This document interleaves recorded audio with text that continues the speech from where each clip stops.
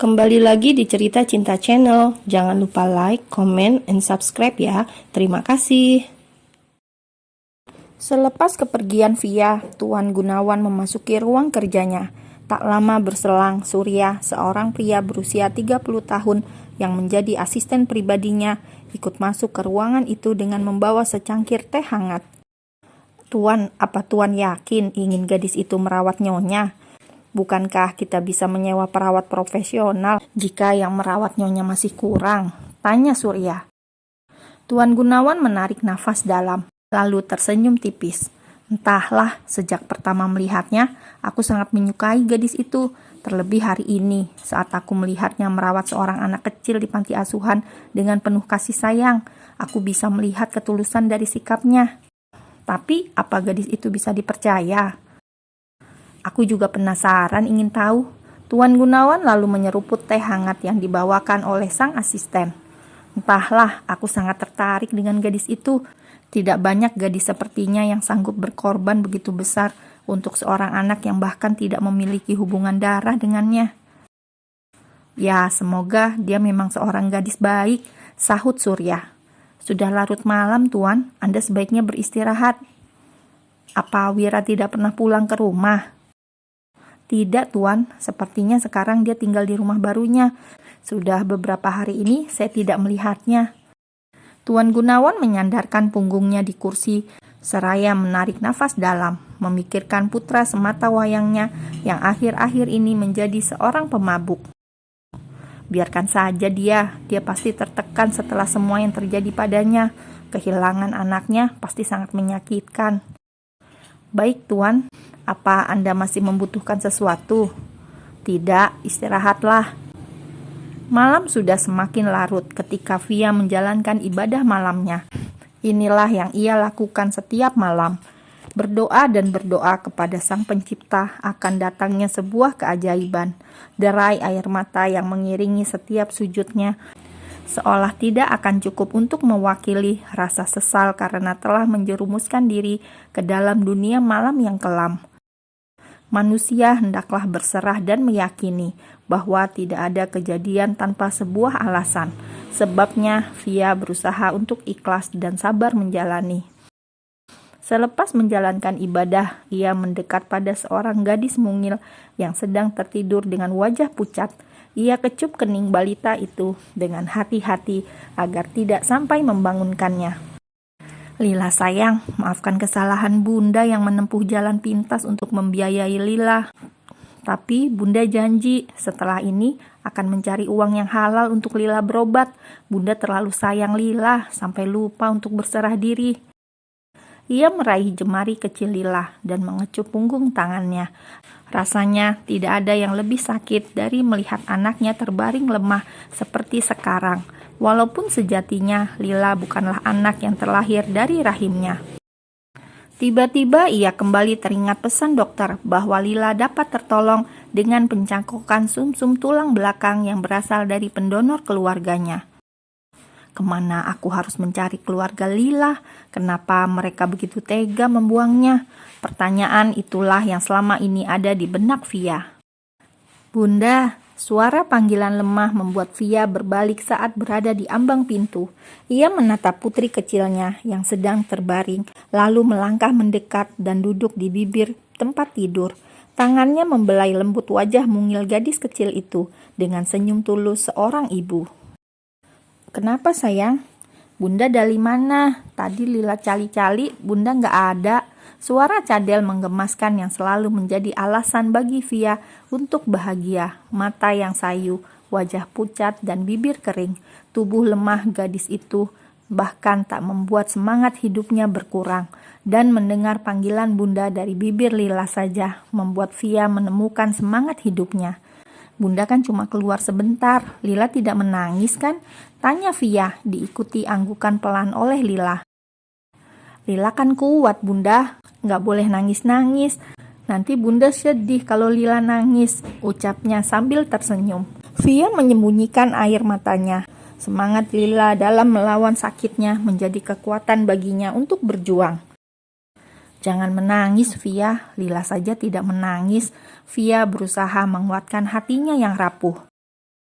Wanita itu melirik jam di dinding yang masih menunjukkan pukul 3 dini hari. Sambil tersenyum, ia mengusap wajah gadis kecil itu. Lila tidur lagi ya, ini kan masih malam. Lihat, di luar masih gelap. Menunjuk ventilasi yang jelas terlihat bahwa hari masih gelap. Iya bunda, tapi Lila mau bobo sama bunda. Kalau begitu, Lila berdoa dulu ya. Dengan senyuman, Lila mengangkat kedua tangannya, lalu berdoa. Setiap kata yang terucap dari bibir mungilnya adalah kekuatan bagi Via. Lila seorang gadis kecil menderita kanker dengan semangat yang menyala. Setelah berdoa, Via membaringkan Lila sehingga posisi mereka kini saling memeluk. Dengan kelembutan, Via mengusap rambut kecil itu hingga tertidur. Pagi menjelang. Seperti biasa, Via akan menyuapi Lila sarapan dulu. Sebelum berangkat kerja, hari itu ia memutuskan akan mengundurkan diri dari butik tempatnya bekerja selama bertahun-tahun itu dan fokus merawat istri Tuan Gunawan. Bayaran yang ditawarkan Tuan Gunawan dapat ia gunakan untuk pengobatan Lila. Sudah kenyang bunda, ucap Lila. Kan buburnya belum habis sayang, sedikit lagi ya. Kasihan makanannya tidak habis, nanti nangis kalau dibuang. Kalau dibuang, makanannya sedih ya bunda. Iya sayang, selain itu dosa loh kalau buang-buang makanan. Ya udah, Lila mau habisin buburnya bunda. Via menyuapkan lagi beberapa sendok bubur hingga piring itu kosong. Setelah memberi obat pada gadis kecilnya, Via berangkat menuju tempatnya bekerja. Seperti biasa dengan naik bus. Jarak panti asuhan dan butik tempat Via bekerja tidak begitu jauh, sehingga hanya butuh waktu 20 menit. Via telah tiba di butik ternama itu. Saat hendak memasuki bangunan itu bersamaan dengan dua pria tampan yang baru saja keluar dari sana. Seketika Via menunduk saat berpapasan dengan salah satu dari dua pria itu. Wira ternyata adalah teman dari anak pemilik butik itu. Wira menatap Via dengan tajam. Sangat jelas terlihat aura kebencian dari sorot matanya. "Van, siapa dia?" tanya Wira pada Ivan. "Dia Via Wira, salah satu karyawan ibuku," jawab Ivan. Wira melirik wanita di depannya dari ujung kaki ke ujung kepala. Tatapan mengintimidasinya seakan mampu membelah tubuh Via menjadi dua bagian. Sementara Via masih menunduk malu.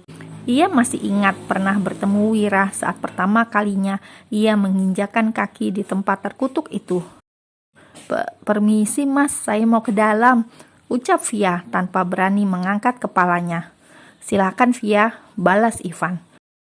Wira masih menatap pintu kaca yang baru saja dilewati Via dengan wajah menggeram hingga tepukan mendarat di bahunya. "Ada apa Wir? Kenapa kau menatap Via seperti itu?" tanya Ivan penasaran. "Sudah berapa lama dia bekerja di butik ibumu?" "Sepertinya sudah lama, aku juga tidak begitu mengenalnya. Kau tahu kan, aku baru pulang dari luar negeri beberapa bulan ini dan aku juga jarang kemari." Wira memejamkan matanya kasar. Tangannya yang tadi mengepal geram perlahan terbuka. Pertanda kemarahannya mulai menyurut. Laki-laki berperawakan tinggi tegap itu menghela nafas beberapa kali. Teringat pada temuannya semalam. "Van, dia itu bukan perempuan baik-baik. Dia wanita penghibur." Ivan nampak sangat terkejut mendengar ucapan Wira. Ia belum dapat percaya sepenuhnya. "Apa maksudmu Wira?" "Oke, aku belum terlalu mengenal Via, tapi dia itu wanita baik-baik, pembawaannya tenang, akhlaknya baik, dan aku beberapa kali melihatnya beribadah." Wajah Wira yang tadinya sudah tenang kembali menggeram. "Dia wanita malam. Aldi pernah membayarnya untuk menghabiskan malam bersama, dan semalam aku melihatnya lagi dengan seseorang yang sangat kukenal keluar dari tempat hiburan." "Siapa?" tanya Ivan penasaran. Dengan wajah kesal bercampur sedih, Wira menjawab, "Ayahku, wanita penggoda itu keluar dari tempat itu bersama ayahku. Mereka pergi bersama, Van." Jika saja yang mengatakan itu bukan Wira, Ivan pasti tak akan percaya begitu saja. Terlebih Via adalah karyawan kesayangan ibunya. "Kau yakin?" "Aku melihat dengan mata kepalaku sendiri, Van. Ayahku, teganya dia berbuat begini padahal ibuku sedang sakit." Karena itulah pagi ini aku memutuskan mundur dari perusahaan. Aku mau bekerja di kantormu saja. Terserah jabatan apapun yang mau kau berikan padaku. Tapi ayahmu bukan orang seperti itu. Van, siapapun bisa berubah. Bagaimana dengan Sarah yang pergi dengan laki-laki lain? Tidak ada manusia yang benar-benar suci. Mendengar Wira menyebutkan nama Sarah, Ivan akhirnya menyerah. Wira tidak pernah mau menyebutkan nama yang sangat ingin dilupakannya itu. Tidak ingin sahabatnya itu berlarut-larut dalam kesedihannya, Ivan akhirnya mengalihkan pembicaraan. Baiklah, kalau begitu, ayo kita ke kantor saja. Mereka kemudian menuju sebuah mobil yang terparkir di depan bangunan besar itu. Sambil melajukan mobil, sesekali Ivan melirik Wira yang masih tampak jelas sisa-sisa kemarahan di wajahnya. Van, kalau bisa minta ibumu memecat wanita itu dari butiknya. Wanita malam itu tidak pantas bekerja di tempat yang layak seperti di butik ibumu. Aku akan bicarakan dengan ibu. Masalahnya, ibuku sangat menyukai Via. Dia terus memuji-mujinya. Katanya dia belum pernah bertemu wanita sebaik dan sejujur Via. Itu semua hanya topeng. Bayang-bayang kebersamaan ayahnya dengan Via semalam kembali bermunculan di benak Wira. Semalam saat akan pulang ke rumahnya, tanpa sengaja Wira melewati tempat hiburan di mana ayahnya dan Via baru saja keluar bersama. Mengingat itu, rasanya Wira ingin memaki-maki Via. Aku harus menjauhkan wanita itu dari ayahku. Tapi bagaimana caranya? Sebenarnya aku belum yakin apa yang kau bicarakan, Wir. Kau yakin semalam tidak sedang mabuk? Tanya Ivan, ingin memastikan. Wira pun menyahut dengan berdecak kesal. Aku tidak minum semalam. Oh iya, wanita itu tinggal di mana? Aku tidak tahu di mana persisnya, tapi yang aku tahu dia tinggal di panti asuhan.